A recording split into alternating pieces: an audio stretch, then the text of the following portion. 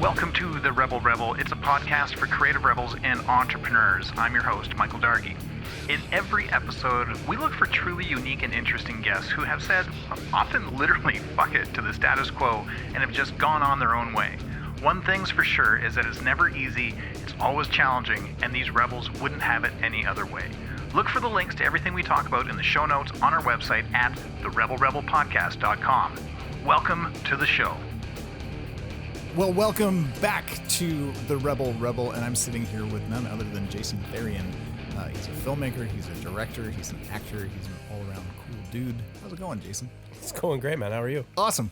So thanks for coming down to the studio down in Kensington. Yeah, I think it's like one of my favorite neighborhoods in all of the city. Mm-hmm. I venture here a lot of times to just have a drink, nice, have a coffee, and get some smoked meat.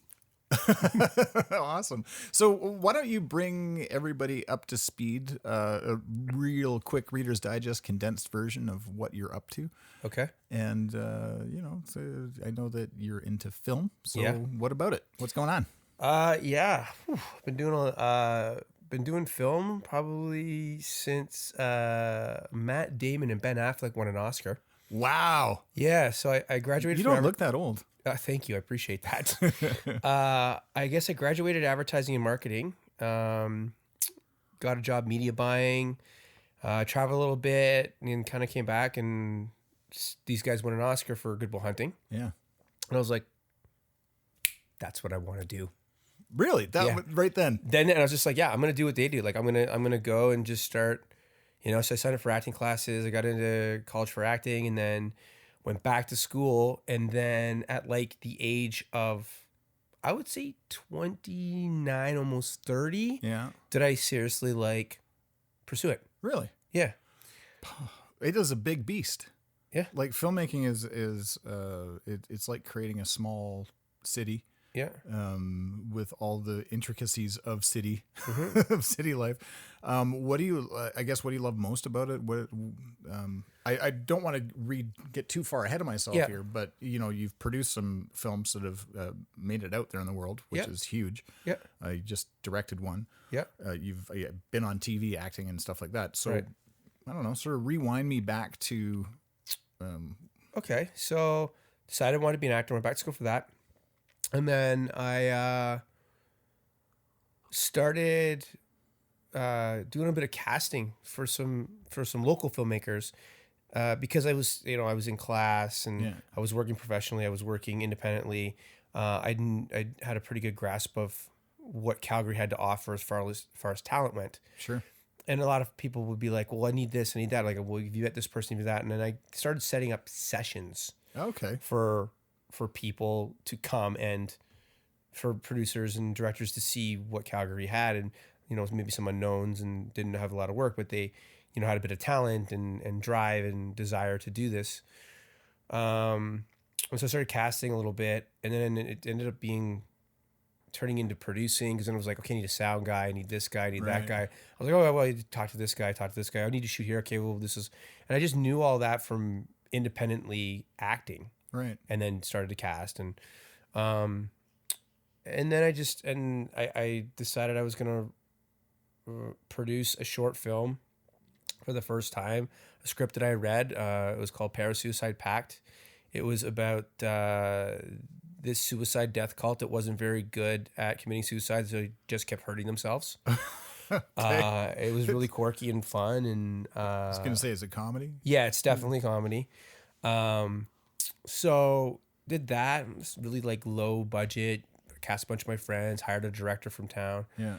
And then after that, just started producing more shorts. And then we raised money to shoot a feature. Yeah. And we decided that we were going to go with Christmas family hockey movie with Will Sasso. And we ended up bringing Will Sasso in to shoot it with us. Yeah. Because we felt that the two markets at that time were hot were Christmas and teenagers. Sure. So we made a Christmas movie for teenagers. Okay. That deals with, like, it's not your, I know Sony picked it up and they ended up like packaging it really nicely and making it look like a feel-good movie. And it is a feel-good movie at the end of the day. Yeah. But it dealt with divorce and not fitting in high school and death as well of a friend.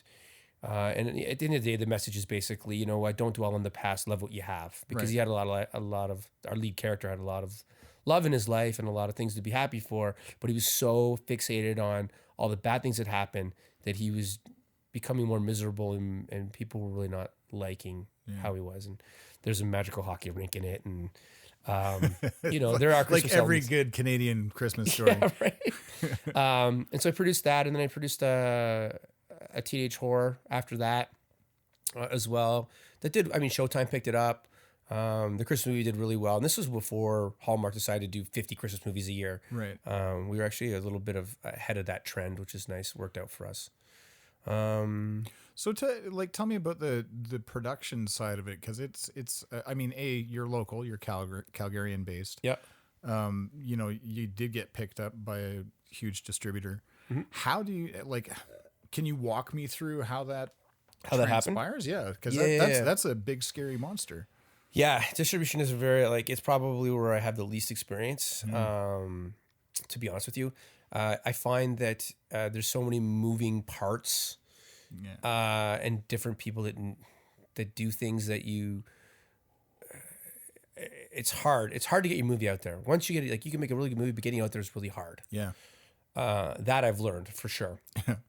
We got lucky because we had a trendy movie and people wanted it, and so we had a sales agent out of LA that we were talking to, and they were like, "Okay, well, this is a really good script, has a really good meaning. We feel that there's a market for Christmas, so yes, I would make this movie." Right. We're like, "Great." So then we started making the movie. They're like, "Can you get some sort of star into it?" And I was like, so we offered, first time director that I was working with, who's my business partner, and then I have me, first time producer of a feature. We produced a bunch of shorts that were really successful. Yeah. A web series that also was successful. But we'd never done a feature film before, and we'd never dealt with distribution. So we were working with the sales agent, and she's like, "Can you get us a star, like somebody with a recognizable face, recognizable name, something that they can hook onto?" Whether when they go to distributors, they can say, "Hey, I got a Christmas family hockey movie. Oh, by the way, it stars Will Sasso." Right. So now all of a sudden they're like, "Oh, it's going to be funny." Yeah. Because they got Will Sasso in it, and it also puts us in a different bracket because now we're not just in an independent, low budget Christmas movie, even though we are, but it has to be more than $10,000, right, or $20,000. It's got a bit of money to it. Yeah. So we did that, and then they ended up talking to a company called Vision, and Vision had an output deal with Sony, and so Vision knew that they needed a movie for Sony. They saw this movie, they picked up the movie, and then sold to Sony, who ended up selling it to the Movie Network, AMC, Freeform, put it in Walmart. How gratifying was that? It was good. I mean, it's really good that I can have the video still where it's like, HBO feature presentation, A Miracle on Christmas Lake. And I'm like, that's my movie. Yeah. Awesome. It's good. The movie's and it's on Amazon Prime, and it's everywhere. And I'm very proud of it. I think it's got, like I said, it's got a good story, but it also appeals to a lot of teenagers' struggles. Yeah. I think teenagers for the most part are, they're kind of they're still kids, but they're expected to be adults. Yeah. And there's a lot of pressure on them. And so I feel that they're very misunderstood or have to grow up faster than they want. Right. And I hated high school. I hated it because I skateboarded, I listened to rap music, I played football, and I like to do plays. Right. And so those social groups didn't understand and labeled me, well, you're in theater, so you must be gay. Yeah. You playing football, you must be an asshole. You skateboard, so you must be a criminal. You listen to rap music, and it was just all this and so that was I hated high school. I hated it. It was a terrible time for me in life. And so there's always that. I always like to tell those stories. Yeah. Of these teenagers who struggle. That's great. And so that's why I like that project, and it's very gratifying. I'm very proud of it, that it's out there and it's been seen by, we sold in, I don't know, dozen territories across the world. We're everywhere, and we're sold up until 2022, I think. Wow. Yeah. That's awesome. Yeah. So it is very gratifying. Yeah. It's very I'm very proud of that movie and what we've done with it. And I think as far as independent films go, to be honest with you, I'm not sure locally that a film is done as well as that in that aspect. That sort of distribution and and getting out to the world and being seen and accessible. Yeah. It's a lot of problems with independent films is you hear about them and they're great and they do a festival run and they'll get a limited release, maybe like 10 theaters across Canada or something like that. And you want to see them, but how? Yeah. And then they're gone. And how do I see them? Yeah. Because there's a lot of really good movies out there that just you never see. Yeah. So speaking of really good movies out there, so you've been in front of the camera, you've been in the background producing, puppet mastering, and you took the big swing of stepping into the director's chair. Yeah. Excuse me. For a new short film. Yeah. Teenager E. Yeah. Yeah. Quirky. Yeah. Fun. Yeah. And so as your directorial debut, I mean, it's going into the festivals right now. Mm-hmm. It's got some good response already. Yeah, we had a screener that from the Utah Film Festival that had watched the film. Now we haven't gotten acceptance from them, so whether that happens or not, I don't know.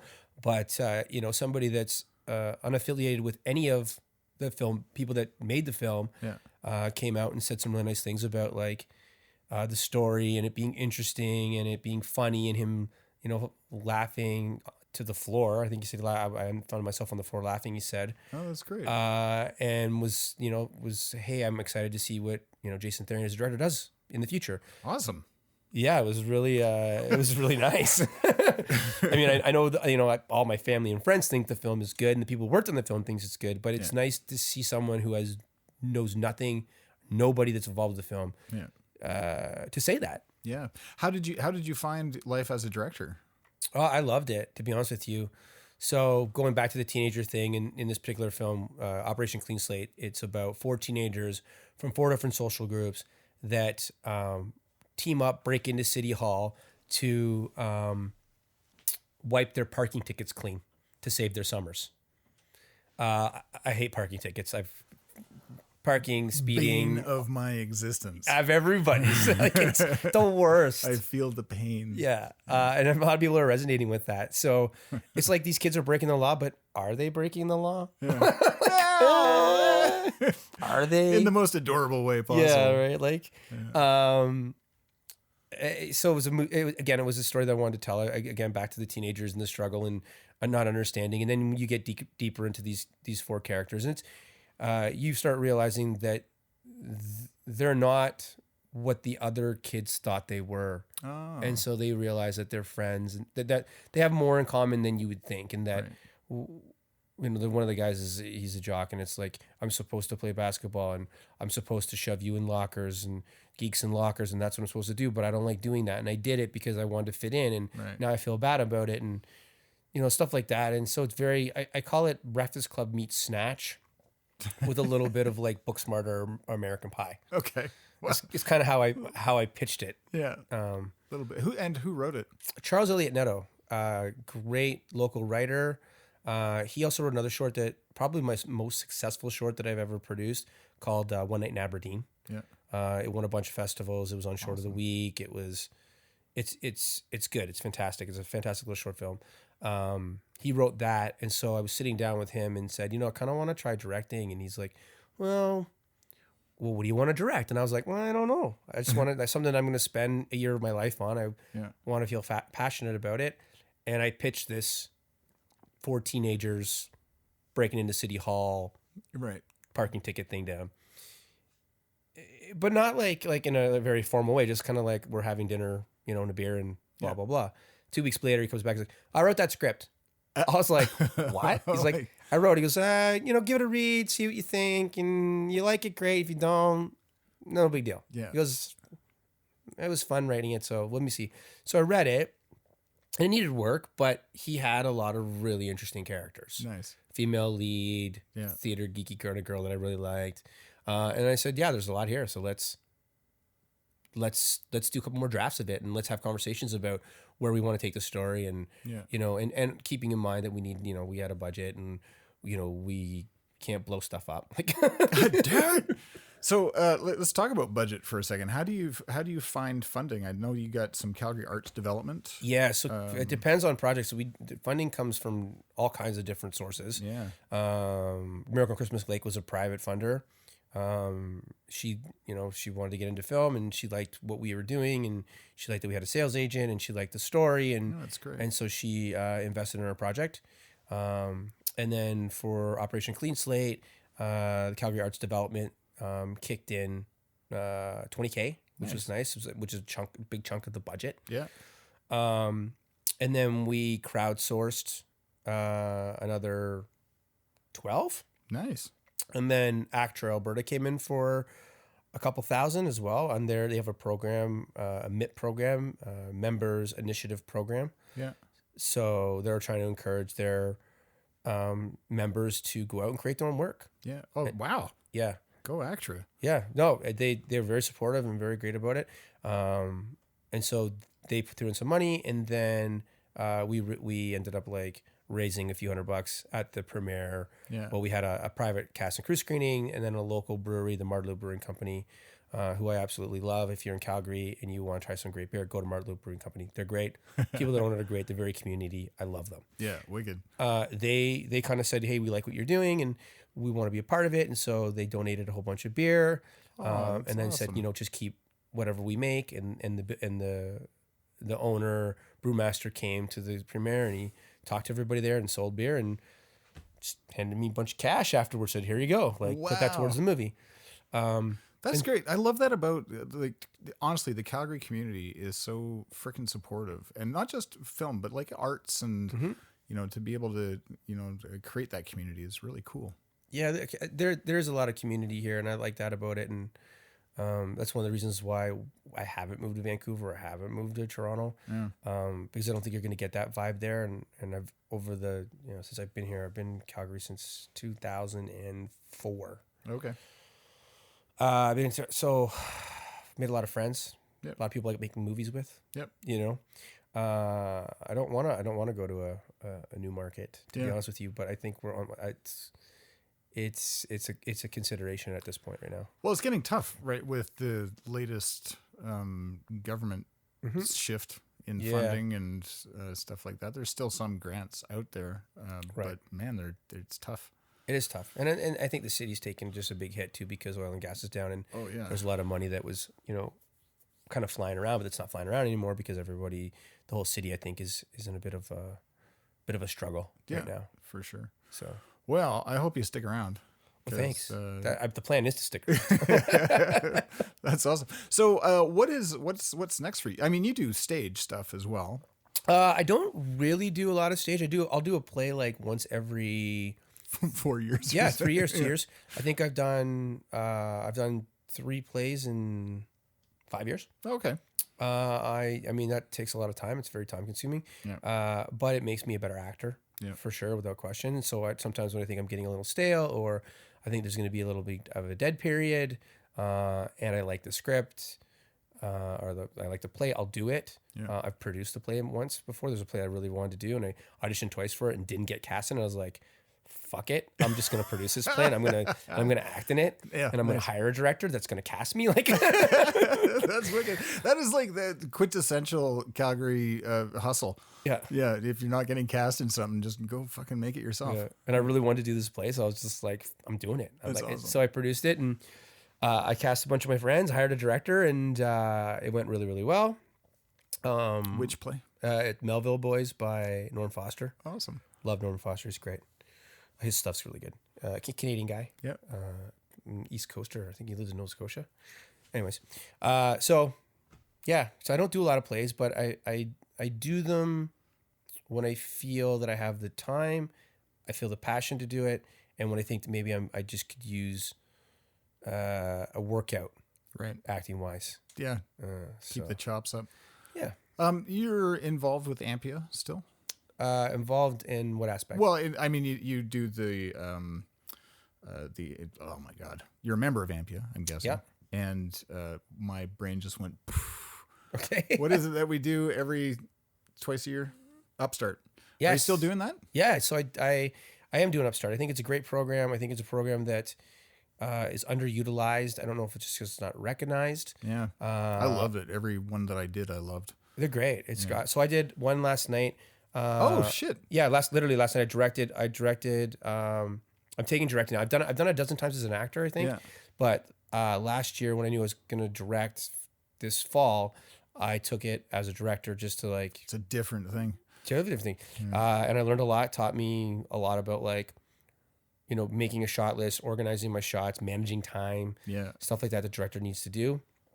And which scene did you do? Last night was Little Women. Okay. Apparently it was a new scene. Yeah. They've never done it before. Nice. It was complicated because they had like, it was like 6 pages, but it was all like 4 locations. Oh shit. Not 4 locations, 4 scenes. Yeah. So it was like, I got to move. And we went over time for like 10 minutes, but still. Yeah. But I like Upstart. I think it's great. I think it's not good to teach you. For a director, it's good for technique. Yeah. But for an actor, I find that it's better because it teaches you how to manage your performance. Yeah. You know, like wide shot, you know, maybe you only need to go 70%, and then you start moving in, and the more that you need to increase your performance to the point that, and you do several takes, right? Yeah. Whereas like when you're doing an audition, it's like 1-2 takes, right? Or you're doing theater, it's 1 take. But, you know, for younger actors, I think it's really smart to understand where you're at and how do you maintain that intensity for 5 hours if you're shooting one scene. You know what I mean? Right. Same scene, gotta be the same. So how do you manage that, and when do you know to be at your 100%? Yeah. And when can you kind of like be holding back a little bit and waiting for that? And I think that program's good for that. And you get to see your work. They cut it together. They put a little music in there. Yeah, that's nice. Yeah, so I think it's a good program, the Upstart program. Cool. What else are you up to? Like, what's next for you? I don't know. I just wrapped a play. So I finished a play on Saturday. Yeah. I started Upstart now. I'm going to probably start trying to raise money to shoot a longer version of Operation Clean Slate. Awesome. Yeah, I really want to dig deeper into those kids' lives and like feature length? Feature length, yeah. 90-minute one. Yeah. So that'll probably be my focus starting like this week. We're working on a bigger project right now that I can't talk too much about until we finalize the deal. Yeah. But that would be a huge project for us. It'd be our biggest produced project, film-wise, feature. Awesome. And then I'm talking to some other producers from out of town about potentially bringing their projects to Alberta and helping them get those done. They have a bit of money, and okay, so how do we do that, and where's the best place to spend the money, and blah, blah, blah. So right now is kind of me digging for work, just because I was too focused on the play, and I was focused on Operation Clean Slate and getting it done, because we had the private screening for cast and crew on February 2nd. So I'm kind of like slow right now, but a lot of connecting and finding out. Calm before the storm stuff. Yeah. Just really to see what's my next 6 months going to look like. Yeah. Awesome. Yeah. So how does that feel, not knowing what your next 6 months is going to look like? That's normal. Yeah. That's just the life of a filmmaker or actor, is like, you never really know. And even if you do like, next I'm doing this, but you know that, it's going to end in a month or 3 months or whatever, depending on if you're working on a TV series or you're working on a feature, like you just know. And you also know that tomorrow I could get a phone call and now I'm booked for the next month. And that's just how it works. So if you could, this is a great segue into my favorite part of the show, which is, there's people out there that are, maybe they're aspiring actors or filmmakers, or maybe they're just like, Jill or Joe Blow sitting in a cubicle somewhere, and they're really passionate about doing something. What's your advice to them, these rebels in waiting, how can they get out there and start, I don't know, grabbing or, living their best life or doing whatever? Like, what sort of advice do you have? I mean, it depends. But figure out what you want to do. Yeah. Like figure out like I just directed this film and I love it. I love directing. And I'll probably pursue it a bit more. But I didn't decide that till, a year and a half ago. Right. And now I'm like, no. And the feedback I'm getting from people is that, you're pretty good at this directing thing. Yeah. And I'm sure that it has a lot to do with, I've produced stuff. You've been around. I've acted. So I know how to talk to actors. I understand my limitations of what we're doing for budget. I understand what we can get accomplished in a day. how long setups take, stuff like that. So that as a producer, it helps me as a director. Yeah. So I don't push my expectations to the point that we're losing stuff. Right. You know, have a backup plan. Like, I'd like to get these shots. I'd like to get that. But Yeah. if I got to cut shit, well, then I know potentially I'm going to lose this. Yeah. Right. We were shooting Operation Clean Slate, and we ended up, we had a montage scene that I wanted to shoot. Yeah. But I also was like, okay, this isn't really that important. It's not as important to the story as some of this other stuff. So we'll wait. I didn't get it. My movie's not any worse or any better because I didn't get it. Yeah. I think you need to like try it. Try. Yeah. You don't know. Get out there. Try it. You might hate it. You might love it. Or it might send you in a different direction entirely. Yeah. Yes. You know, I think that's what you need to do. I think you need to like make the commitment to open-mindedly try it. Nice. If you think you're gonna like it, try it. Maybe if you think you don't gonna like it, you're not gonna like it, but it interests you for whatever reason. You'll know by doing. I think that's really what it is. It's just like try it. That's wicked. Yeah. Yeah. Fucking do it. Yeah. And you're gonna learn from it regardless. You're gonna learn you hate it. You're gonna learn that you love it. Yeah. You know, I was listening to a quote from Will Smith, and he was saying like, every gain is brought by pain. It's true. Like, think about when you work out, right? Like, you're working out and your muscles, you're sore, but that's how you get the gain. Yeah. You have to go through the pain. Yeah. Not that you should, you know, be hard on yourself, but I think you need to like be okay, be comfortable with struggling. Yeah. If you try something for the first time, guess what? You're not going to be the best at it. Nope. But you can't be the best at it if you don't continue doing it and trying to do it. Yeah, right. But you have to do it the one time before you can get to be the best. Yeah. So I think that's what I recommend. My suggestion would be to your rebels in waiting is just do it. Awesome. Yeah. You might think you're going to love it and you hate it. Yeah. But now you know. Yeah. Now you can check that off the list and move on to the next crazy idea. Yeah. That's awesome. I guess that's probably my best advice. But to go in and to do it, commit to it, and give that opportunity your all. Yeah. Just try it. But I mean, try it, be committed to doing it, do your research, to educate yourself on what you're doing. One of the things that I was saying, like, I love about the directing part is the collaboration. Yeah. And I think what you need to do is like I said, do your auditions, do your interviews, do your research, hire the people that you think are best for the job. Yeah. And then let them do their job. Right. As a director. Like, you know what I mean? Like, if you hire this wardrobe person, well, you know, let them bring their expertise to the table and bring ideas. Right. Don't be like, well, no, they have to wear black. Well, why do they have to wear black? Right. Like, this is what this person does. You've hired this person for a good reason. Yeah. Like, be open to their collaboration. And I've found, not with a lot of directors, but with some directors, the problem is that they've obsessed about it so much that this is exactly what they want. Right. And they're not open for collaboration. And I will tell you that we got a better movie because I was open to that, open to be like, okay, well, this is a story I'm telling. Yeah. Okay, in this character, how are we telling their story through wardrobe, through lenses, through light, through dialogue, through all kinds of that stuff. And so I relied or was open to conversation with these people about production design. This is the world we're creating. How's the best way of telling this story? Right. This is what I want to do. And, you know, I'm seeing greens and yellows here. Was that the best way of doing it? Maybe it's blues and yellows or whatever. Yeah. Even the actors too. Like one of my actors, he goes, I have this idea for the dad. He's like, I want him to have this licorice thing.